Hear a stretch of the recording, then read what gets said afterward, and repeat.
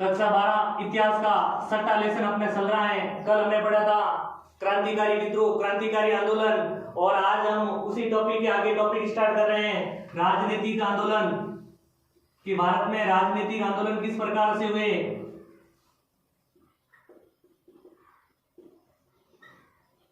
राजनीतिक आंदोलन 1885 ईस्वी से 1907 ईस्वी तक। तो कल हमने पढ़ा था क्रांतिकारी विद्रोह में सुभाष चंद्र बोस के बारे में डिटेल से पढ़ा था। आज उसके जस्ट आगे वाला टॉपिक स्टार्ट कर रहे हैं राजनीतिक आंदोलन जो 1885 से 1907 तक। तो सबसे पहले हम इसमें पढ़ेंगे कि राजनीतिक आंदोलन या राष्ट्रवाद के उदय के प्रमुख कारण क्या थे।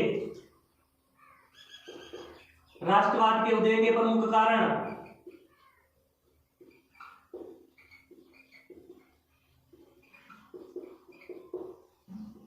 राष्ट्रवाद का उदय किस प्रकार से हुआ था, इनके प्रमुख कारणों का वर्णन करेंगे। तो राष्ट्रवाद के उदय का पहला कारण था शोषणकारी आर्थिक नीति।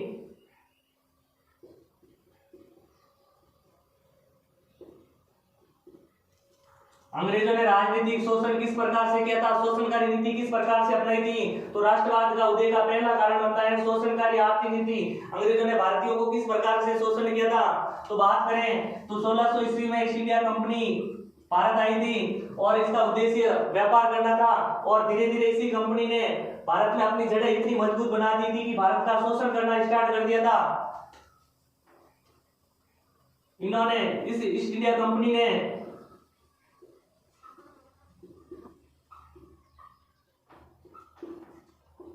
भारतीय लघु उद्योग, कुटीर उद्योगों,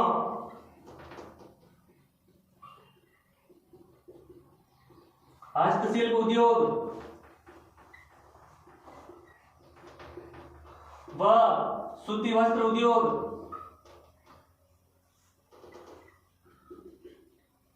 इत्यादि का शोषण किया।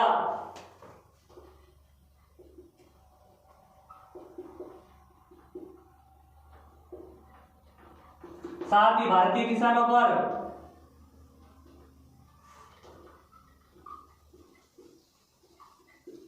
ज्यादातर कर लगाना शुरू कर दिया था।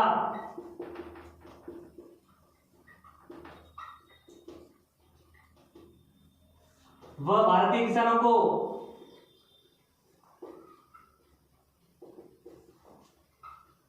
कपास,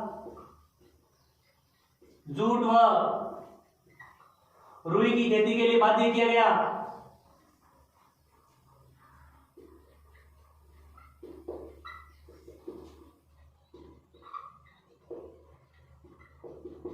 वह जंगल कानून लागू कर दिया।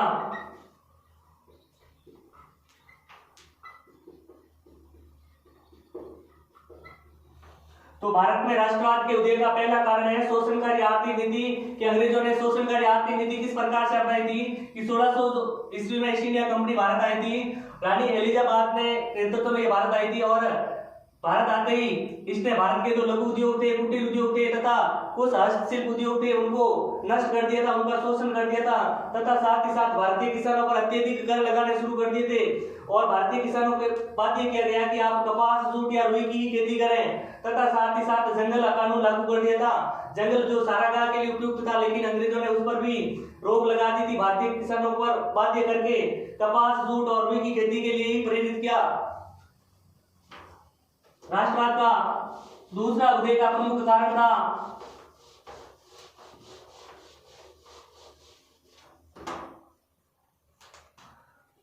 दूसरा कारण है प्रेस व साहित्य की भूमिका।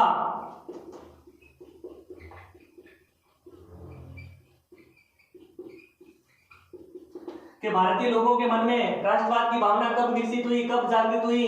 तो प्रेस व साहित्य की भूमिका पहले नंबर पे। तो अंग्रेजों ने जिस तरीके से भारत का शोषण किया था, उनके बाद में प्रेस, पत्र पत्रिकाएं और ग्रंथ लिखे जाने लगे। तो प्रेस में हमें 3 चीजों का विशेष रूप से ध्यान रखना है। एक नंबर पे समाज कौमुदी, जो राजा राम मोहन राय द्वारा लिखित था। 2 नंबर पे अमृता बाजार, अमृता बाजार के रचयिता दो घोष भाई थे, शिशिर घोष और मोतीलाल घोष। राजा राम मोहन राय ब्रह्म समाज की स्थापना की थी, सती प्रथा पे रोक लगाई थी, समाज कौमुदी। और 2 नंबर पे अमृता बाजार है, इनकी घोष भाइयों ने यानी कि 2 घोष भाइयों ने रचना की थी, शिशिर घोष व मोतीलाल घोष।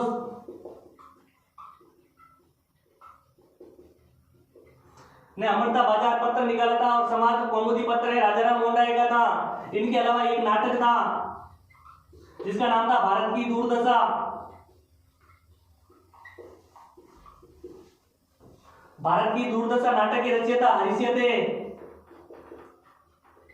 तो इस प्रकार से पत्र पत्रिका और प्रेस व साहित्य के साथ ही भारतीय लोगों में अपने राष्ट्र की भावना विकसित हुई थी, जागृत हुई थी। तो समाज कौमुदी जिसको राजाराम मोहन राय ने लिखा था, उनका पत्र था। 2 नंबर पे अमृता बाजार 2 घोष भाइयों ने लिखा था, शिशिर घोष और मोतीलाल घोष। तीसरा एक नाटक था भारत की दुर्दशा जिसके रचयिता हरिश्य थे। तो इस प्रकार से राष्ट्रवाद के उदय के 2 कारण हो गए। पहले नंबर पे हमने पढ़ा था कि अंग्रेजों ने किस प्रकार से भारतीय लोगों का शोषण किया, भारतीय लोगों को लूटा। और 2 नंबर पे प्रेस यानी कि अखबार है, समाचार पत्र पत्रिकाएं हैं, इन्होंने किस प्रकार से भारतीय राष्ट्रवाद के उदय में भूमिका निभाई।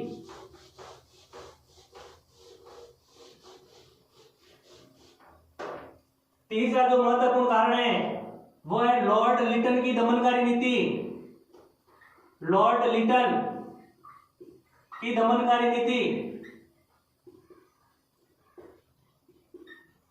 अंग्रेज गवर्नर था लॉर्ड लिटन। भारतीय गवर्नरों में बात करें अंग्रेजों के गवर्नर का तो सबसे कुख्यात गवर्नर था, सबसे बेकार गवर्नर था जिसका नाम था लॉर्ड लिटन। लॉर्ड लिटन के बारे में डेट याद करनी है 1877 ईस्वी में लॉर्ड लिटन ने दिल्ली में दरबार लगाया था।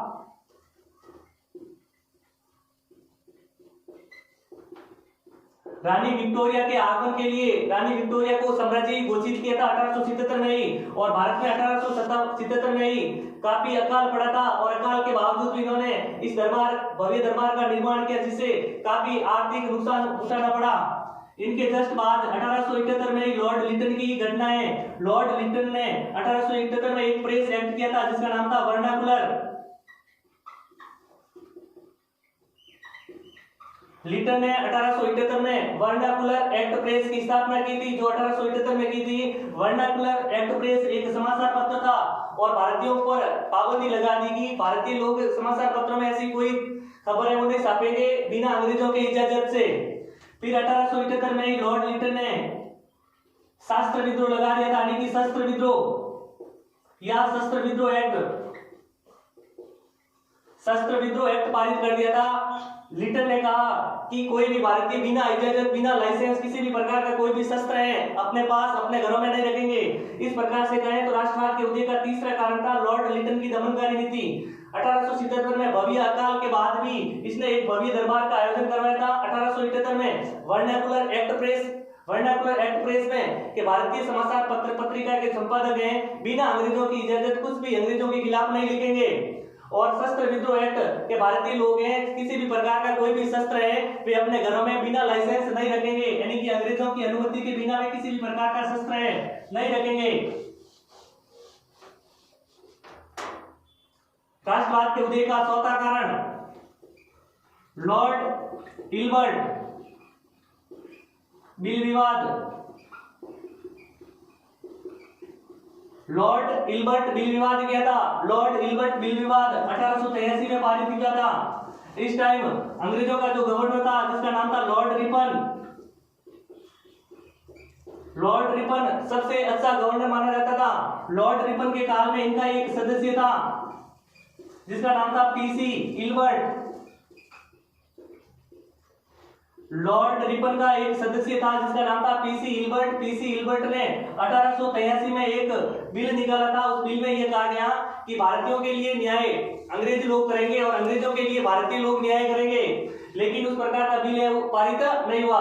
तो समझना है कि लॉर्ड इल्बर्ट बिल विवाद किया था तो 1883 में पारित किया गया था।